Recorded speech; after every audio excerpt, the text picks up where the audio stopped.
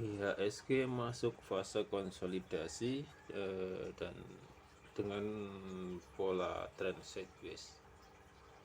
Kondisi ini sangat menjengkelkan buat profesional trader maupun newbie trader. Halo, ketemu lagi dengan saya Eka Santosa. Kali ini saya akan bahas pola sideways di IHSG ini dan cara mengatasinya dan supaya tetap bisa untung. Membagikan pengalaman saya yang sudah saya alami selama beberapa tahun trading yang saya lakukan. Hampir setiap tahun saya mengalami fase sideways. Fase ini sangat menjengkelkan sekali. Di video sebelumnya saya pernah bilang bahwa pola IHSG saat ini memiliki pattern ascending broadening wedge. Di sini banyak sekali false breakdown, false breakout. Namun kita harus pahami juga IHSG tentu tidak terlepas dari makroekonomi. Sebelum trading tentu kita juga harus mempelajari makroekonominya seperti apa, saat ini ekonomi kita itu di posisi apa. Baru di sini kita bisa ngambil langkah tepat bagaimana melanjutkan trading plan kita. Nah, ini pattern ascending broadening wedge. Kita sudah mengalami 2 kali false. Pertama ini false breakout, yang kedua ini false breakdown.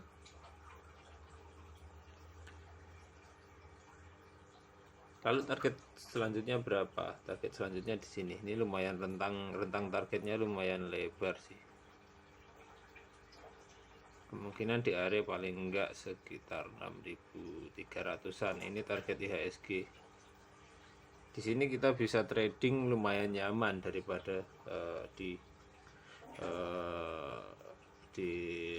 candle sebelumnya yang ranknya terlalu pendek, yaitu di 6.200 ke 6.300. Itu ring-ring sangat pendek, 100 poin. IHSG itu sangat pendek, sangat sulit mendapatkan profit. Nah, bagaimana supaya kita tidak mengalami kerugian di saat IHSG konsolidasi ini? Tentu kita jangan terlalu agresif dalam melakukan transaksi. Semakin agresif transaksi, buy sell, untung paling 1%, paling banter 1,5%. Jarang banget kita dapat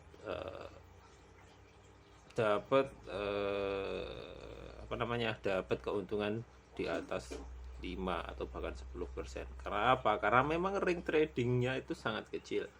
Karena itu kita lebih baik kita setia dengan satu saham. Misal kita udah dapat entry level di bawah sini, area bawah sini, ya tunggu aja naiknya berapa, katakanlah maksimal udah 5%, ya seminggu atau mungkin 10 hari bisa lakukan sell seperti itu. Untuk trading plannya seperti itu. Lalu bagaimana dengan makroekonomi? Kita tentunya harus paham juga saat ini IHSG konsolidasi seperti ini. Kenapa saya bilang IHSG tidak terlepas dari kondisi real market, sektor real maksud saya, bukan saat sektor real belum tumbuh. IHSG juga punya valuasi seperti saham-saham yang lain. Saat ini saya rasa valuasi IHSG di 6.000 sampai ring 6.400 itu sudah wajar. memang harganya sampai segitu. Paling bawah 6.000, paling tinggi 6.400. Selama sektor real belum tumbuh, maka IHSG maka akan muter-muter aja di situ sideways sampai sektor realnya tumbuh, atau berkebalikan, sektor realnya malah bakal jelek. Kalau jelek ya bisa turun ke 5.800. Namun kita tunggu, banyak rilis data yang harus kita pahami saat kita mau menradingkan menradingkan saham-saham di yang ada di IHSG. Pola pattern ini masih, menurut saya masih sangat valid untuk melakukan analisa trading. Contohnya sendiri pola ascending broadening wedges ini ternyata benar-benar terjadi, false breakout, false breakdown, dan ternyata pola itu memang benar-benar terjadi. Nah, di sini ya kita semua berharap rilis data ekonomi selanjutnya akan lebih baik, jadi kita entry pointnya bisa di posisi yang baik ya. Saat ini di entry kita di saat ini di sini kita menjaga sekali gimana supaya modal kita tetap terjaga, trading kita bisa nyaman, trading kita bisa profit. Nah, di sini kita perlu ketahui pola ini mungkin ya untuk yang baru-baru saat ini saya yakin banyak sekali trader maupun yang bilang investor nyangkut di posisi atas, masuk di area ini saat IHSG ibaratnya overbought sini 6.400. Saya yakin belum ada saham mereka yang bisa boleh dikatakan break even, kecuali mereka masuknya di sini ya. Saya yakin itu baru mereka pegang terus sampai sini. Saya yakin mereka masih dalam posisi untung, tapi untuk yang masuk di sini saya yakin belum ada posisi yang untung saat ini. So, yaitu tadi untuk trading yang kita lakukan, yaitu jangan terlalu agresif keluar masuk pasar. Pilih 1 atau 2 saham, atau paling maksimal 4 saham lah. 4 saham jika memang trading plan-nya masih sesuai, iya kita hold. Namun jika trading plan-nya tidak sesuai, ya kita cut, tunggu posisi yang baik, cari posisi yang baik, entry lagi. Kita harus selalu ingat bahwa trading itu spirit trading itu bukan sprint. Kita nggak bisa sprint di trading. Kenapa? Jika memang kita mau berprofesi sebagai trader, kita adalah maraton. Spirit kita maraton, kita harus jaga stamina kita harus jaga jaga ritme kita supaya kita tidak kehabisan tenaga sebelum maraton itu finish. Seperti itu. Trading adalah maraton, bukan sprint. Semakin kita agresif saat posisi konsolidasi seperti ini, kita akan kehabisan napas sebelum muncul pola baru, yaitu pola uptrend. Di sini biasanya banyak sekali trader baru yang tersaring, mereka bakalan putus asa karena trading mereka nggak bakalan profit. Trading mereka cuma bakal ya stuck, atau kalau tidak malah minus. Kenapa? Contohnya seperti ini. Ini pola up di candle tanggal 22 Februari. Sebenarnya ini hijau naik, tapi dari atas ke bawah. Itu sesuatu yang menyakitkan bagi trader. Mereka pikir break naik, tapi naiknya dari atas, open di atas, close di bawah. Yang saya yakin banyak sekali orang yang rugi di candle-candle seperti ini.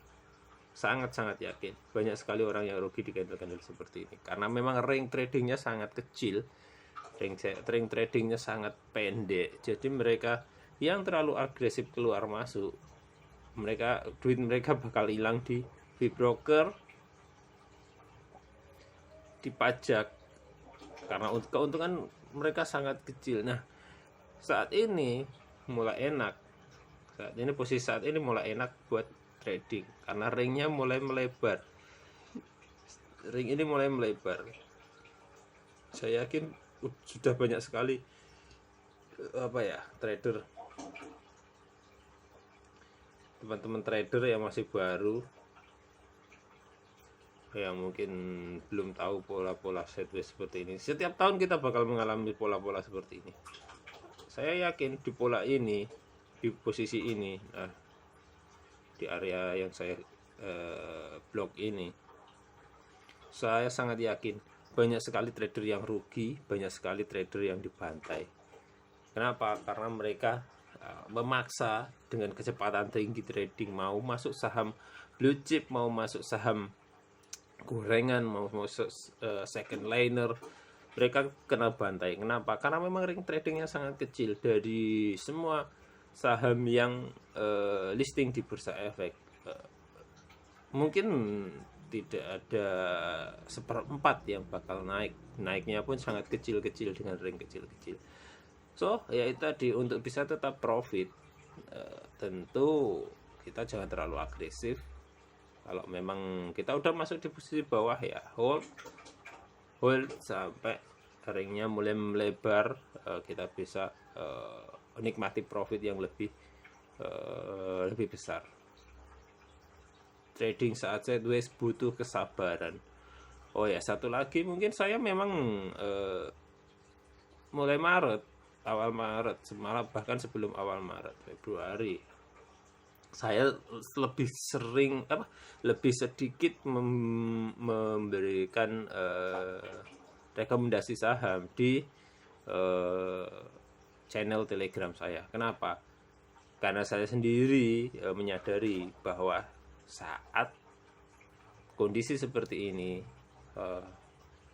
tanpa kontrol yang benar-benar